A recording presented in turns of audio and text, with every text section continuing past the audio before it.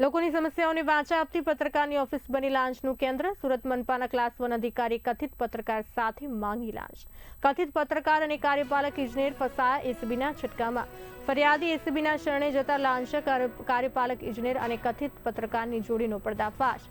સંતોષ સબ industrial plot ખાતે demolition રોકવા માંગી હતી 21 લાખની લાંચ।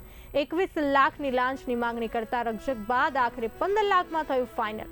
લાંચની રકમ આપવા માટે ફરિયાદીને દૈનિક અખબારની ઓફિસ પાસે બોલાવવામાં આવ્યો હતો। કથિત પત્રકાર પરવાના પઠાણ અને લિંબાયત ઝોનના કાર્યપાલક ઇજનેર વિપુલ ગણેશવાળાનો થયો પર્દાફાશ। એસીબી છટકું ગોઠવ્યું, પરંતુ શાતિર લાંચિયાઓ એસીબી તેમને પકડે તે પહેલા લાંચની રકમ લઈને ફરાર થયા।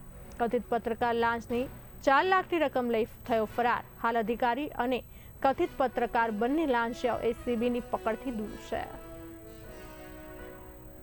ગત રોજ એસીબીને એક ફરિયાદ મળેલી જાગૃત નાગરિક તરફથી કે કાર્યપાલક ઇજનેર વર્ગ 1 લિંબાયત ઝોન વિપુલ શશિકાંત ગણેશવાલા અને એક પ્રજાજન મોહમ્મદ ઇસ્માઇલ ઉર્ફ પરવાના, જે નિષ્પક્ષ ગુજરાત પત્રિકા નામનું એક દૈનિક અખબાર ચલાવે છે, આ લોકોએ આ કામના ફરિયાદીને સંતોષ સબ ઇન્ડસ્ટ્રીયલ પ્લોટમાં એનું જે પ્લોટ હતો એના 6ઠ્ઠા અને 7મા ફ્લોરનું બાંધકામ તોડવાના અવેજ પેટે આ કમે વચેટિયા મારફતે રૂપિયા પ્રથમ 21 લાખની માગણી થઈ।